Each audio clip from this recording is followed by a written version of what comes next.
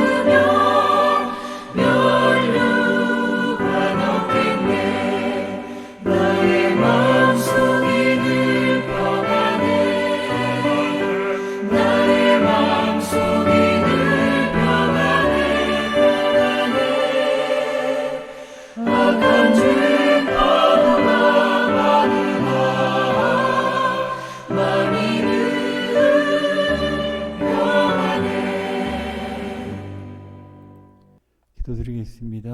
하나님 감사합니다. 하나님 아버지, 하나님이 또한 부르셔서 하나님이 있으라는 곳에서 하나님의 일을 하다가 또 수요예배를 맞이하여 예배 드릴 수 있도록 인도해 주시니 감사드립니다.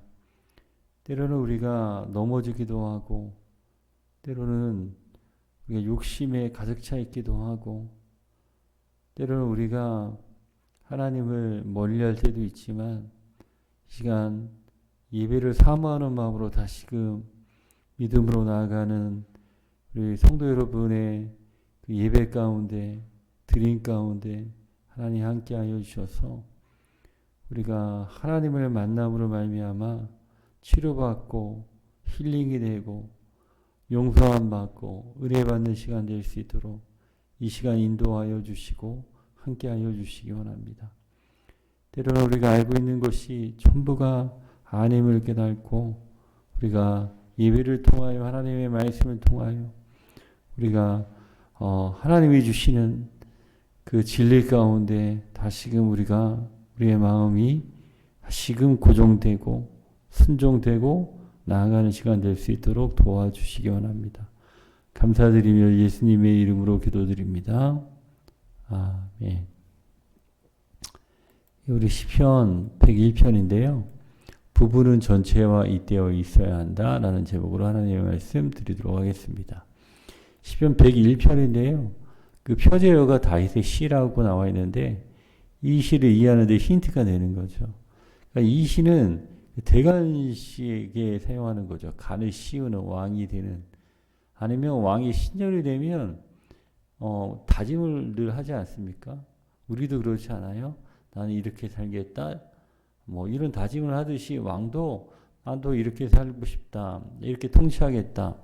뭐 그런 의미에서 이 신년에 낭독되는 그런 시라는 것입니다. 그러니까 시편 101편은 하나님이 왕들에게 원하는 그 미션 선언문이 다 들어있는 거예요. 우리도 뭐 나는 이렇게 살겠다. 라는 그런 하나님 앞에서 그런 미션 선언 사명들이 있지 않습니까? 그런 것을 하듯이 왕들도 새해가 되면 또 아니면 대관식이 되면 이런 왕으로서의 미션 선언을 한다는 것입니다. 근데 예수님이 사실은 우리가 이 땅 가운데 사실은 왕으로 오신 분이시고 사실은 왕 아닙니까? 예수님도 이 땅 가운데 왕으로서 사역을 했는데 그 왕으로서의 사역이 뭐예요? 그분의 그 미션 선언문이 어디 나와 있습니까?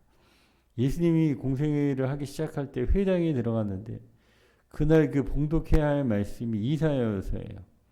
이사야서에 그 읽었던 말씀이 이미 이사야가 예수님이 오기 전에 예수님이 무엇을 해야 될지 그런 미션 그 선언문이 나와 있습니다.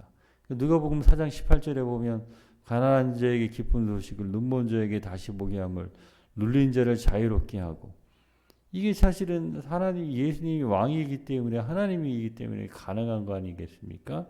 그래서 지혜의 은혜를 전파하려 합니다. 예수님은 바로 이 미션을 위해서 하나님이시지만 인간의 몸을 가지고 이 땅에 오셨고 이런 미션을 수행하기 위해 오셨다는 것입니다. 여러분, 우리도 마찬가지입니다. 우리가 그냥 사는 것 같지만 그게 아니라 우리의 삶을 더 잘 요약할 수 있는 그런 미션들이 우리가 있어야 되는 것입니다. 그리고 하나님을 만나면 우리의 삶이 때로는 뭐 세상에서 잘 먹고 잘 사는 것이 삶의 목적인가? 뭐 그것으로도 우리가 또 만족할 수도 없고, 또 내가 뭘 해야 될지 모르지만 잘 알지 못하는 그런 모호함과 복잡한 가운데 살지만 예수님을 만나면 우리의 삶도 분명한 것을 이렇게 붙잡게 되는 거예요. 그 사명을 붙잡게 되는 거예요. 부르심을 붙잡게 되는 거예요. 예수님이 하시는 그 일들이 또 나의 꿈이 되는 거예요. 그런 우리가 미션을 가지고 살아가야 된다는 것입니다. 1절에 이렇게 이야기하고 있습니다. 내가 인자와 정의를 노래하겠나이다. 여호와여 내가 주께 찬양하리다. 그 노래를 하는데 어떤 걸 노래해요? 뭐 세상에는 사랑도 노래하고 뭐 이별도 노래하고 이런 걸 노래하지만 이 1절에 왕이 노래해야 될 것은 뭐냐면 인자와 정의를 노래하겠다. 노래라는 것을 반복적으로 부르는 거잖아요. 입에 흥얼흥얼 대고 계속 불러야 되는 거잖아요. 노래라는 건 익혀지는 거잖아요. 자꾸 불러서. 그러니까 왕들도 18번지가 뭐가 되어야 되냐면 인자와 정의. 제목이 인자와 정의. 이걸 늘 노래해야 한다는 것입니다. 인자라는 것은 늘 하나님의 그 언약을 생각하고 그 언약에 하나님과 맺으시는 그 언약에 충실한 사람이 되겠다라는 것이고, 정의는 뭐 공정함. 하나님이 이 땅을 공정하게 다스리기 원하시는데 공정하게 다스리시는데 그 공정하게 나도 다스리겠다. 이것을 날마다 입으로 노래하고 입으로 늘 찬양한다는 사실입니다. 그러니까 통치자들이 늘 불러야 할 노래는 바로 인자와 정의라는 것입니다. 그게 없으면 하나님의 유임된 통치를 잘 할 수가 없는 것입니다. 그러니까 우리도 또 다 왕 같은 제사장 아니에요. 이 땅 가운데 하나님의 그 인자, 헤세드와 하나님의 언약을 기억하고 하나님의 그 공의를 기억하고, 여러분 이것을 우리가 또 노래할 수 있어야 된다는 것입니다. 2절에 이렇게 이야기하고 있습니다. 내가 완전한 길로 주목하오리니 주께서 어느 때나 내게 임하시겠나이까. 내가 완전한 마음으로 내 집 안에서 행하리이다. 그가 늘 인자와 정의를 노래하면 그가 주목하는 건 뭐예요? 완전한 길을 주목하는 거죠. 그 자체가. 예? 타락의 길로 가는 게 아니잖아요. 하나님의 인자와 정의를 노래하면 그런 하나님의 길을 주목하는 사람이죠. 근데 우리가 이렇게 물을 수는 있잖아요. 사람의 길이 완전한 길이 될 수 있느냐? 내가 완전하다고 말할 수 있을까? 그렇지는 못하죠, 사실은. 자신 있게 대답할 수는 없죠. 여러분, 우리가 완전하다? 내 말에 틀림없다? 그렇게 고백하는 순간 그것이 오류로 밝혀지는 때도 있잖아요. 그러니까 우리가 산을 보아도 바라보는 각도에 따라서 전혀 다른 모습이 되지 않습니까? 똑같은 길도 어느 날은 전혀 다른 길처럼 보이기도 하고 낯설게도 보이게 한다는 사실입니다. 우리가 완전하지 않다라는 걸 보여주는 거죠. 우리가 오류가 있을 수 있다는 거죠. 그래서 반대로 우리가 너무 자기 확신을 가지고 이야기하는 사람들, 사실 이단이 너무 그렇거든요. 14만 4천 우리에게 있다.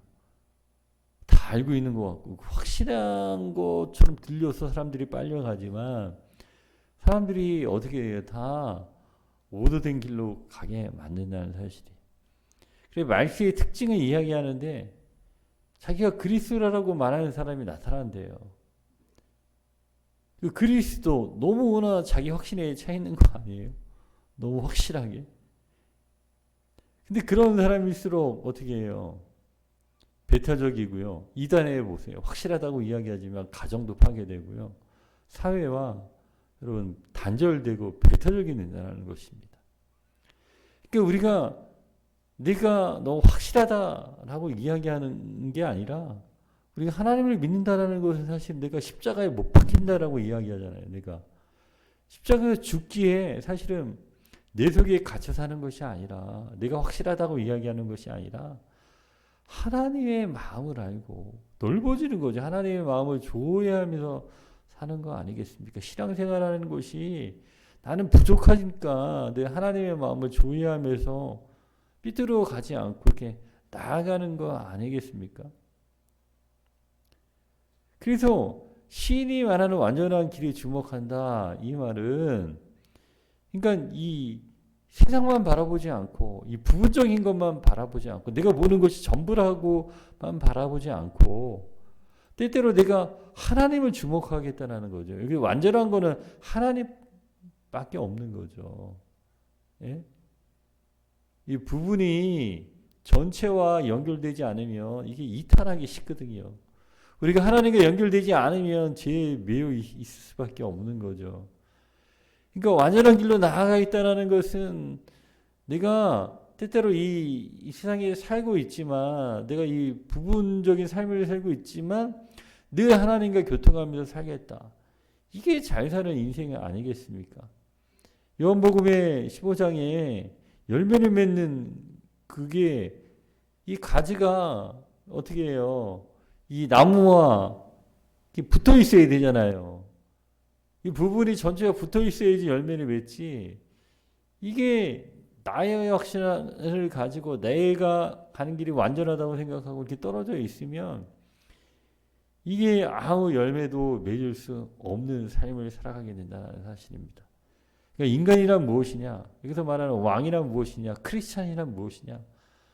내가 부분인 걸 알고 내가 완전하지 않는다라는 걸 알고 늘 완전한 분 하나님과 늘 연결지어 살아가는 거 아니겠습니까? 우리가 하나님의 말씀에 있는 거 내가 그 완전한 것과 내가 연결되어 살겠다라는 거 아니겠습니까? 그래서 우리가 이 성찰이란 말, 뭐 반성이라는 말 사용하는데 이게 사실은 내가 다른 사람을 만났을 때 일어나는 게 성찰이고 반성이래요. 왜냐하면 그 사람을 만남을 통해서 내가 그 사람을 통해서 나에게 비춰주는 반사되어 오는 깨달음이 있는 거잖아요. 아, 내가 너무 그 사람에게 심한 말을 했나? 어떤 그 관계를 통해서 일어나는 거 아니겠습니까? 나 혼자 있으면 그런 게 전혀 필요 없죠. 나 혼자인데 아무도 없고 나 혼자 있다. 성찰이 일어나지 않죠. 어떤 타자와의 자극을 통해서 내가 그 속에 비춰지는 것이 있고 거기서 내가 반성하게 되고 거기서 내가 성숙하게 되는 것이죠. 그러니까 인간이 사실 사회 속에 살아야지 성숙해지는 거지. 다 배타적이 되고 나 혼자다 이러면 전혀 그런 이 성숙함이 일어날 수는 없는 것입니다. 그러니까 신앙적으로 더 이야기하자면 우리가 늘 하나님의 말씀에 비춰줘야 된다는 거죠. 우리 영혼의 거울이 뭐예요?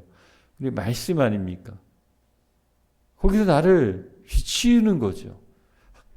나 혼자로서는 반성이 안 되고 하나님의 말씀이라는 하나님을 만나게 되는 거죠.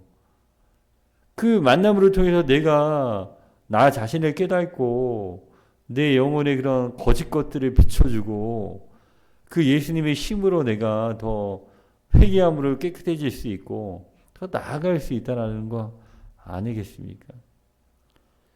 그러니까 우리 시인이 고백하고자 하는 것은 사람이 이제 넘어질 수 있습니다.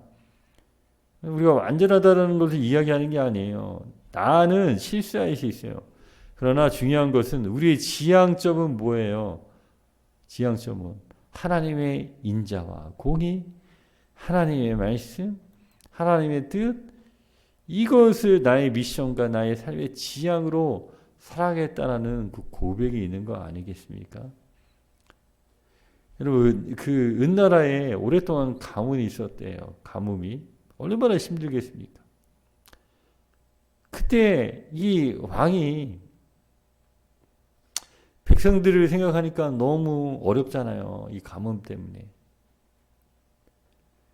그래서 자신을 이 어려움이 있으니까 이 백성들의 그런 어려운 삶을 보니까 자신의 삶을 뒤돌아보기 시작했대요. 6가지. 첫째가 정치가 알맞게 조절되고 있는가. 내가 정말 정치를 잘 균형 있게 하고 있는가. 두 번째는 백성들이 직업을 잃고 있지 않은가. 백성들이 직업을 잃었다는 것은 힘들다는 거죠. 백성들이 너무 힘들게 살아가고 있지 않은가. 세 번째는 궁실이 화려하지 않은가. 내가 지금 허례없이 나만을 위해서 내가 정치하고 있지는 않은가. 네 번째는 여자들의 치맛바람이 심한가. 다섯째는 뇌물이 성행하고 있는가. 그럼 재판이 무너지잖아요. 그럼 사회가 무너지잖아요. 아첨하는 사람이 들끓고 있지 않은가. 나에게 사람들이 내가 아첨하는 것에 내가 끌려다니고 있지 않은가. 그런데 이런 걸 뒤돌아보는 순간에 끝나기도 전에 비가 내렸다고 합니다. 그러니까 지향점이 있는 거죠. 예? 우리가 연약하지만 때로는 그런 것에 유혹도 받지만 그럼에도 불구하고 내가 하나님께 지향점을 두고 완전한 것에 이렇게 지향점을 가지고 완전한 길을 갈 때 하나님이 여러분 우리에게 정말 필요한 단비, 이른 비야 늦은 비를 우리에게 주시는 분이라는 사실입니다. 여러분 우리가 하나님의 말씀에 우리의 삶을 비추어야 합니다. 3절입니다. 내가 비천한 것을 내 눈앞에 두지 아니할 것이요 배교자들의 행위를 내가 미워하오니 나는 그 어느 것도 붙들지 아니하리로다. 그래서 지향점이 또 있잖아. 그래서 배교자들의 행위는 다른 신을 섬기는 것입니다. 다른 신을 저는 쉽게 얘기하면 만몬이죠. 쉽게 여러분에게 설명한 거죠. 만몬이 다 신이잖아요. 근데 만몬이 추구하는 게 자기 배라고 이야기하잖아요. 자기 배라는 게 욕망 아닙니까? 근데 욕망이라는 거는 채워지지 않아요. 채워도 채워지지 않아요. 늘 그 욕망은 배고픈 거죠. 결핍을 가지고 있어요. 이게 왜 욕망이 배라고 이야기하고 만몬이 배라고 이야기하냐면 우리 배라는 게 한 번 먹는다고 끝나지 않잖아요. 늘 먹어도 또 지나면 배고프고 또 먹어야 되고. 그러니까 욕망에 사로잡힌 사람들은요. 다른 사람과 좋은 것을 나눌 수가 없어요. 욕망은 자기 배만, 자기만 독점하려고 하는 게 있단 말이에요. 그러니까 평화가 없어요.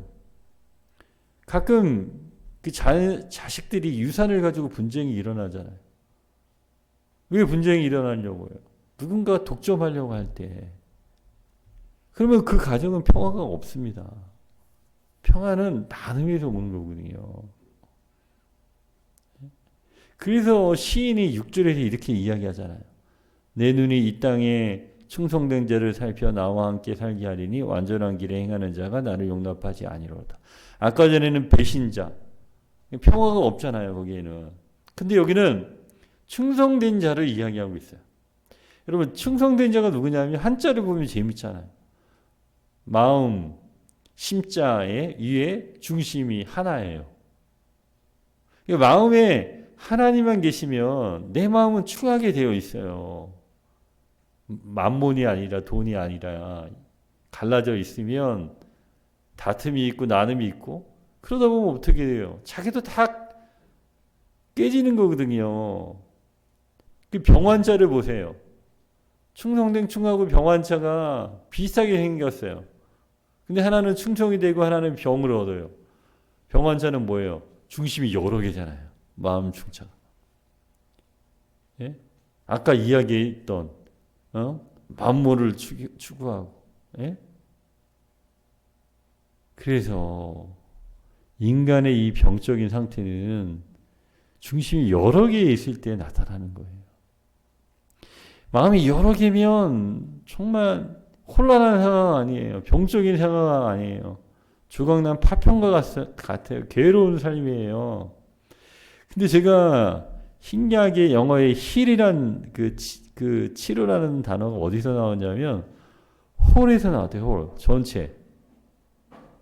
힐링이 언제가 되냐면 홀 전체와 연결이 될 때 이 조각조각 나는 것이 하나가 될 때 홀과 연결될 때 치료가 일어나는 거예요. 우리의 삶 가운데. 예? 그러니까 믿음이 생기면 믿음이 우리가 있으면 회복을 가져다 주거든요. 왜? 하나님과 예수님과 연결되어 있기 때문에 전체와 연결되어 있기 때문에 우리 삶에 힐링이 일어나는 거예요. 그러니까 우리의 마음이 자꾸 나눠지는데 욕망과 만몬과 거기에 우리의 삶이 깨져 있고 화평이 없고 이런 삶 가운데 그런 걸 매여 있지 마시고 우리 충성된 자는 누구와 연결되는 거예요? 하나님과 연결되는 거예요. 하나님의 말씀과 연결되는 거예요. 그러면 우리가 매몰되지 않고 파편적인 삶, 부분적인 삶, 망가진 삶이 아니라 치료받는 삶, 나누는 삶, 화평한 삶, 여러분 그런 삶을 살아갈 수 있다라는 거예요. 여러분 그런 삶을 살아가시는 저와 여러분 되시기를 주님의 이름으로 축원드립니다. 우리 내가 매일 기쁘게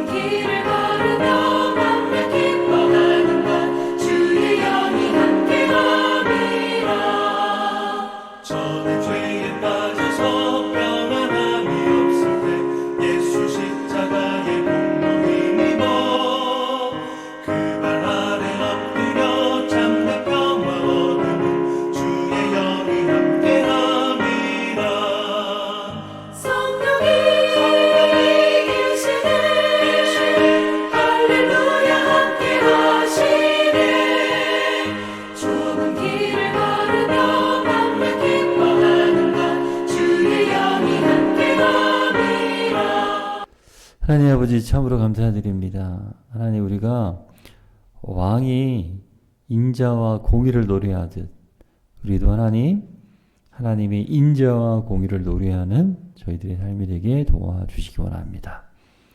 하나님 그 노래가 끊어질 때 우리의 삶은 비참할 수밖에 없고 하나님이 주신 목적에서 벗어날 수밖에 없음을 고백합니다.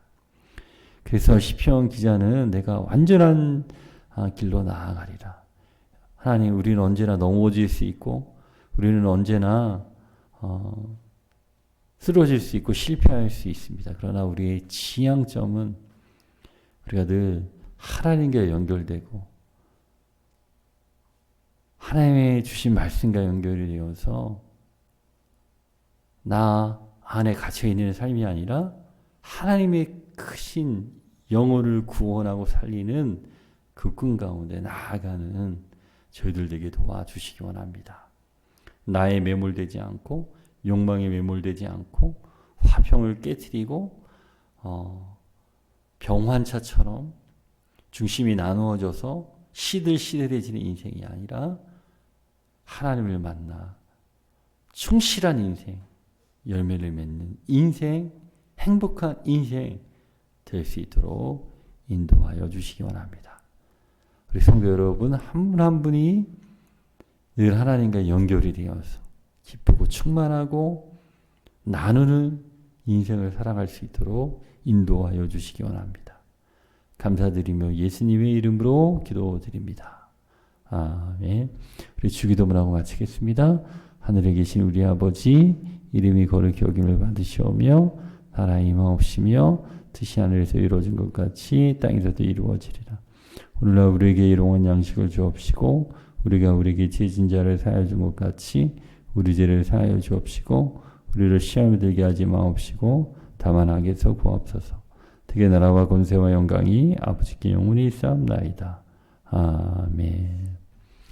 네, 우리 이번 주일날 뵙도록 하겠습니다.